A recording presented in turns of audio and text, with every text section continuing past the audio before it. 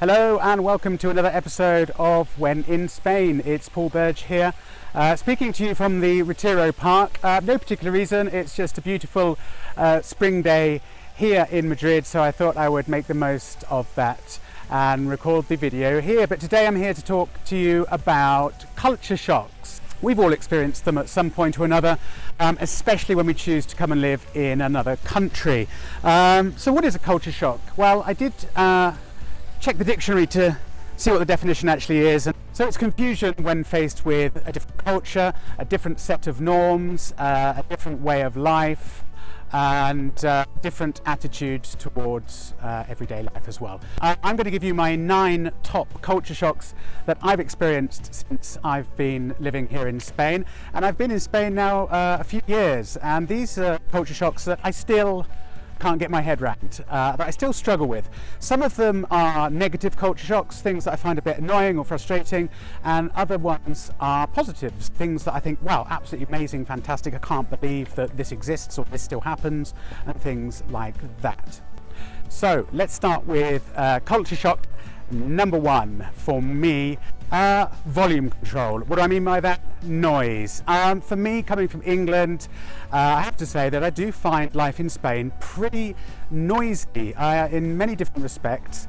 For example, people tend to live on top of each other in apartments, so you get this kind of radio patio effect, a radio patio. You get the sounds of your neighbours echoing all around. You hear what they're cooking, the sound of frying.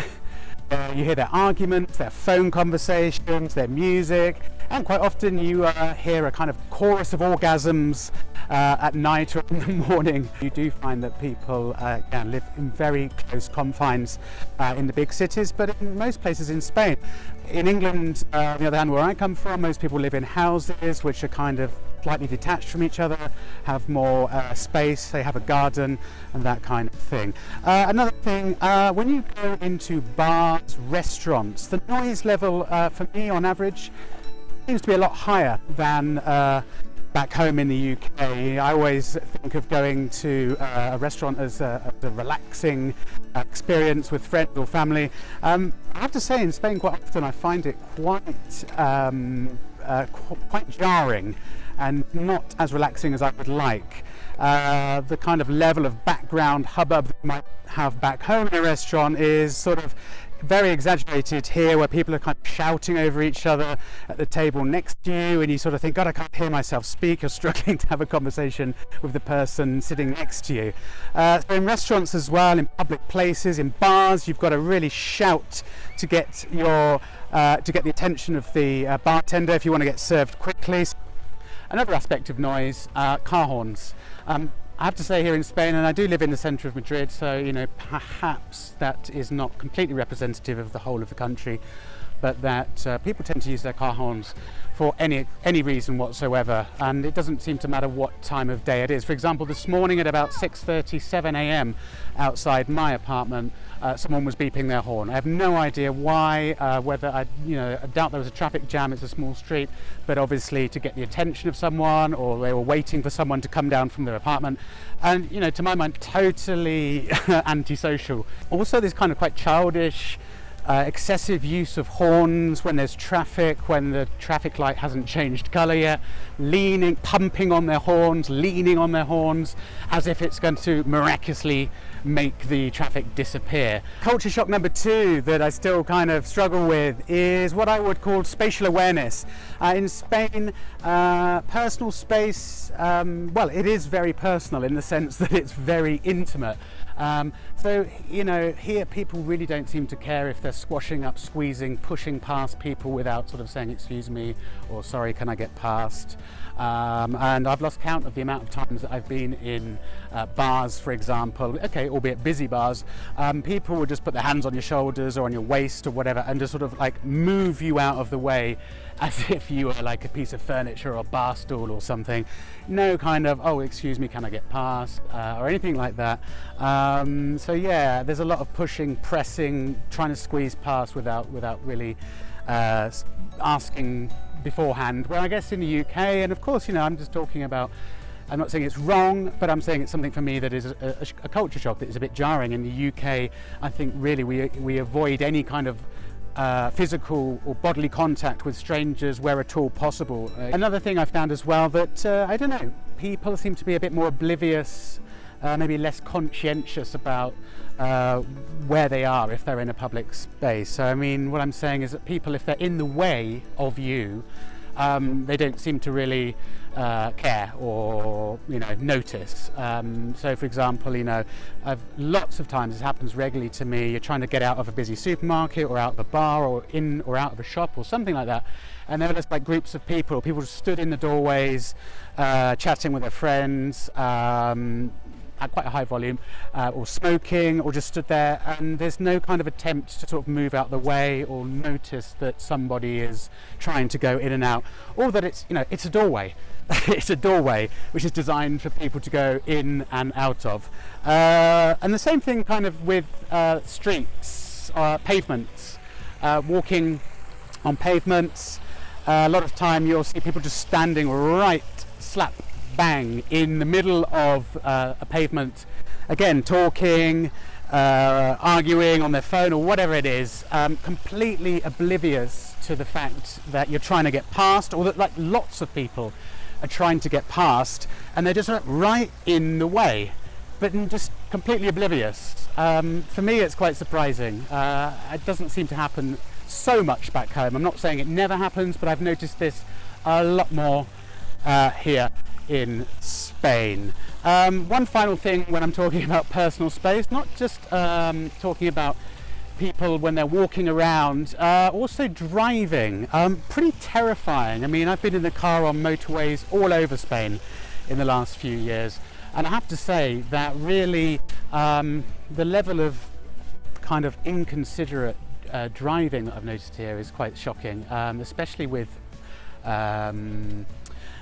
motorway driving, when people are driving at 110, 120 kilometers per hour and are literally only about a couple of meters from the car in front of them. Also, I've noticed this at roundabouts. People just drive right up the emptiest lane that they can find just to get to the front of the queue, and then decide, oh, I need to go left, or I need to be in the right lane or a different lane, and then try and cut right across everybody else. So really inconsiderate. And I have to commute to a town outside of just outside Madrid on a daily basis for about a year or so or more, and I used to see this every single day at various major intersections and roundabouts.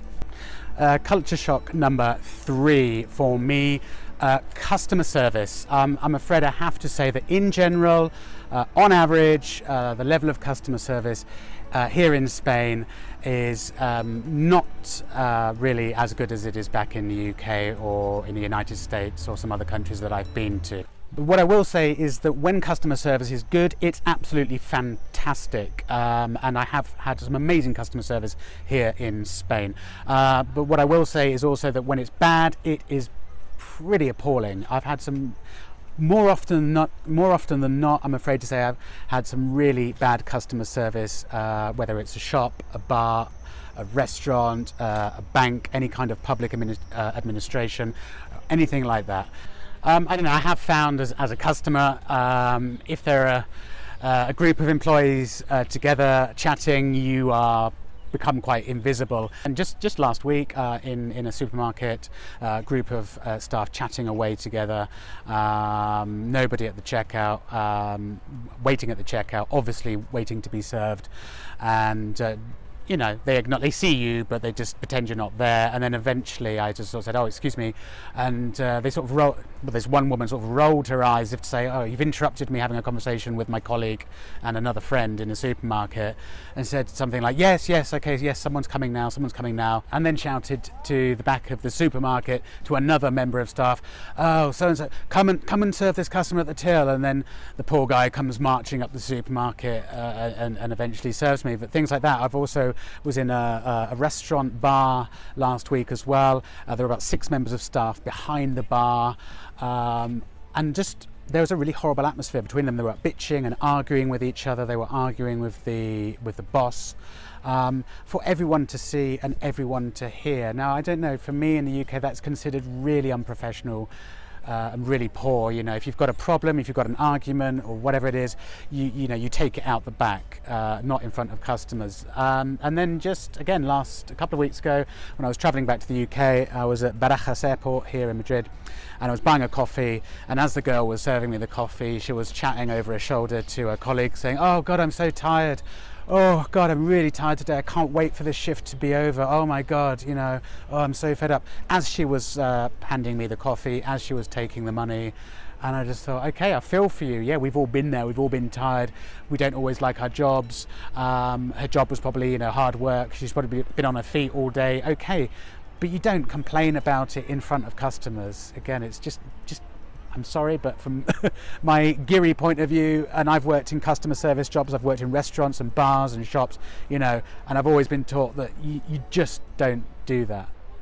So I don't know, I've come to realise really that for the most part in my experience in Spain, maybe it will change, that as a customer you are not king. The customer is not king here, and it really is very hit and miss depending on where you are and who you encounter, whether you get good customer service or bad customer service. But one thing I have noticed, that Spanish people don't really seem to complain very much when they are faced with poor customer service. I've witnessed some eye-wateringly bad customer service, like I've been in the queue behind someone and thought, oh my God, and they're not going to say anything, they're not going to complain or anything. So I mean, I don't know, maybe Brits are a nation of complainers, like I'm doing now, I'm complaining, you know. No. Another thing is, I love how laid back the lifestyle can be here in Spain, and I love how civilized the notion of going into a bar or restaurant or cafe, ordering something, having it brought to your table, and paying at the end when you want to leave, and calling the waiter, and they bring you the bill, and then you leave the money and they bring you the change. And this idea of the trust, you know, of not paying up front, which is normally the case in the UK. However, again, it can be frustrating when you're trying to get the waiter's attention and you're shouting and you're waving and you're saying, you know, excuse me, and you know, they don't hear you. And then, you know, for me it's annoying when you want to get a quick cup of coffee, pay the bill and go. And you can often be waiting around for ages. Yes, I'm coming. Yes, I'm coming. And you're sat there for like 20 minutes waiting for someone to bring you the bill. And sometimes some of my Spanish friends adopt this, what they call the sin pa approach, which sin pa, if you're not sure, means sin pagar. So you make it look as if you're about to get up and leave without paying. So you start putting your coat on, you stand up and get your stuff and start almost like making as if you're walking away. That will get the waiter's attention quick smart. If they think you're going to disappear without paying, they'll be there with a bill. So, you know, there's a little tip that my Spanish friends here in Madrid taught me. Another tip would be, I guess, to become a regular in a bar or a cafe, or indeed a restaurant. I've noticed that once people get to know you, they give you better service, which I guess makes sense, but a bit like a tapas. The first drink you get maybe a small, not so great tapas. With the second drink it gets a bit bigger and a bit more elaborate, and then the more tapas you order, the better and bigger they become with more time. And I think that sort of works with the relationship with bar and cafe and restaurant staff as well. As they get to know you, they may treat you, give you more preferential service, or the level of customer service might be better. One thing I will say in defence of the poor level of customer service that you might get in Spain is la crisis, the financial crisis that happened now, started 11 years ago. I think in Spain we are, for the most part, over the worst of it now, back to kind of pre-crisis levels in most of the big cities at least. But you'll find that many businesses try to run their business with the absolute skeleton, bare minimum of resources and staff, but they try to offer everything as well. And quite often you'll go to a bar or a restaurant and there'll be one member of staff running the whole bar, running around like a headless chicken trying to get everything done. And that's something that you will notice a lot. So potentially that's a reason. So culture shock for me, number 4. The timetable here, the kind of day-to-day timetable. Now, I'm not going to spend too much time talking about this because it's kind of well documented. I have actually made a podcast about this for my podcast show, talking quite a lot about the Spanish timetable, daily routines. For me, yeah, certain aspects of it I still struggle with. When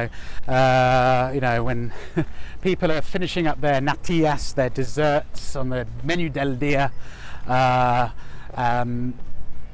on their lunch break from work, and the Brits have already been back in the office for about 2 hours. Everything here is kind of pushed forward by 2 or 3 hours. Where possible, Spaniards do tend to take a longer lunch break. They will go home if they live close to home and have a proper hot cooked sit down meal where possible. Or if they're in an office, they will have a proper sit down break and a longer lunch. Usually there's not like what from my experience back in the UK, lunch is something that you kind of get done out of the way fairly quickly. You might have an hour, but you might just take half an hour, eat your sandwich, and then crack on with your day. Why? You can get your day finished earlier. You can get out of work at 5:30 or 6 o'clock and have more free time in the evening. Whereas here in Spain, people tend to finish work later because they have a longer pause in the middle of the day and get out of work at maybe 7, half 7 or 8 o'clock. The main thing for me that I really struggle with is the evening meal. I know, what a whinger I am. Oh my God, I can't handle eating a meal at 10 o'clock at night. Well, I'm sorry, but yeah, when you grow up for 30 odd years in the UK, having your evening meal at 5:30, 6 o'clock, maybe 7 o'clock as you get older, and maybe if you eat out in a restaurant, yeah, it will be a bit later. You might book a table for, say, 8:30 or 9. But on average, we eat a good couple of hours earlier in the evening in the UK. And yeah, for me, preparing a meal at 9:30, 10 o'clock, and then finishing it at 11 o'clock, and then thinking, oh, I've got to wash the dishes, it's pretty late. So yeah, I struggle with that. The other thing I've noticed as well here is the kind of schedule for TV programming, that kind of thing. Primetime TV starts at about 10:30 or 10 o'clock. And you'll have programs, all of the big well-known syndicated TV shows that you get in lots of different countries. One example, like MasterChef, will start at about 10 o'clock and won't finish till midnight or past midnight. Meanwhile, Monday to Friday back home, you're kind of thinking about going to bed at about 11 o'clock, and really you'd probably like to be asleep Monday to Friday by midnight. Here people are sort of thinking about going to bed at maybe 1 o'clock in the morning. So the kind of rhythm of life here, it has its benefits for sure, and I do like how late certain things happen here in Spain, but on the whole, meal times for me is a bit of a struggle. Culture shock number 5. This is a positive one. I'm not going to complain here. This is something I absolutely love.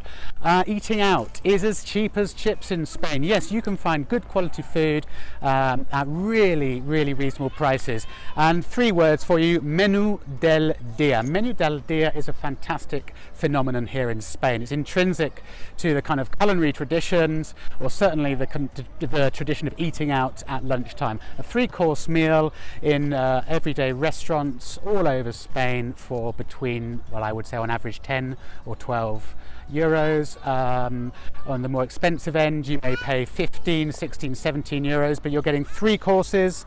You'll get a glass of wine. In some places, you'll even get half a bottle of wine, and you'll get bread, and you may get a cup of coffee, all included as well. It's fantastic value for money.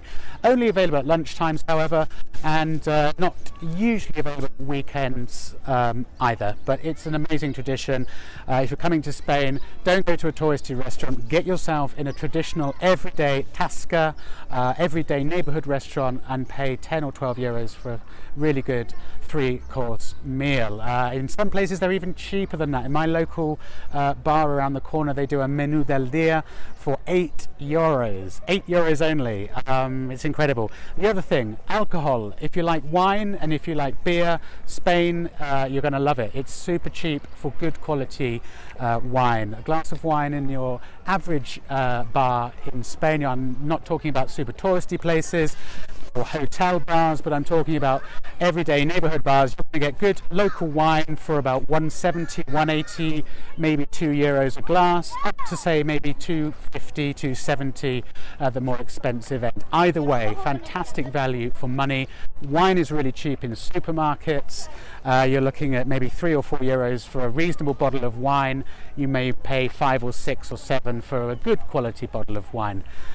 So take that into account. A small beer, again, is going to cost you, I don't know, anywhere between €1.50 and €1.70, and a larger beer you're going to be paying, I don't know, €2.50. Fantastic value for money. Culture shock number 6. I haven't got enough fingers to hold up because I'm holding the camera with the other one. Number 6. Well, how civilized Spanish people are when it comes to drinking. Now, I am comparing this specifically with the kind of booze and drinking culture back home in the UK that we seem to still have a bit of a problem with, really, this notion of binge drinking until you drop down on the floor. This has never caught on here in Spain. The Spanish have an incredibly sensible attitude to alcohol, even though it's cheap, like I just said, and even though it's absolutely ubiquitous, and bars and cafes everywhere serving wine and beer and liquor as well, or spirits as we say in the UK. You know, back home, when I think of Friday and Saturday nights in a lot of towns and city centres, you're thinking of quite ugly sights, people vomiting in the streets, staggering around, quite often people walking barefoot through the streets, carrying their shoes. And I've always felt there's quite an aggressive kind of vibe in a lot of towns and cities once people have started drinking, especially on the weekends. Here in Spain, I've never witnessed that. Yes, people are a bit loud, yes, people are sort of talking and laughing and are maybe a bit boisterous, but I've never witnessed any violence or this kind of punchy, aggressive, kind of edgy atmosphere that I have back home. It's not considered cool, or it's not considered something that you should do when you go out, is getting pissed or getting hammered. Spaniards enjoy drinking, but they do it is kind of whether they get drunk or not is inconsequential. They're just about having a good time. So that's a real major difference that I've noticed here. They drink slower and they drink smaller amounts, which for me at the beginning, I'm used to drinking pints of beer back home with friends in a pub. You order a pint. As soon as your pint is finished, you go and order another one. You're never without a beer in your hand usually. Here the culture is totally different. If your small canya runs out, you know, it doesn't matter if you're waiting. You know, Spanish friends of mine will wait because they're busy chatting away for half an hour before it even occurs to them to order another beer. So drinking culture totally different, and I think it's better here in Spain. The next culture shock. Again, this is not negative. I think it's quite positive. I think it's quite funny, really. Spaniards are much more tactile than English people, especially when they're having conversations and they feel very passionate or very excited about a subject. And I think for us Northern Europeans or us Anglo-Saxons, certainly in my case and some of my friends' cases, you can get a bit confused by this, especially if it's a member of the opposite sex, or it's someone that you think there might be a romantic interest with, and you're completely mistaken, because while you're having a conversation with them, there might be these prods and taps and squeezes and touches on your arm, shoulder, leg, chest, as they express themselves while they're talking. Now, this can be misconstrued quite often, I think, by us gillies to think, oh, this person's interested because they keep touching me and they're kind of flirting. And yeah, it can be mistaken for flirting when quite often it's not. Well, it may be, but you know, it might not be. And I think back home in the UK, for example, if someone is kind of touching you and stroking you and prodding you and all this kind of thing while they're talking to you, usually it's a sign that, yeah, maybe they are interested in you in a kind of romantic way, or in something more than platonic, let's say. Anyway, here is not the case. So yeah, and I've myself have misunderstood this tactile nature of Spaniards, who are very warm and very expressive people, and I think that's what it comes down to. They're just very expressive, more expressive, I think, than Brits. So careful with that one. Okay, 2 more culture shocks to go. Number 8.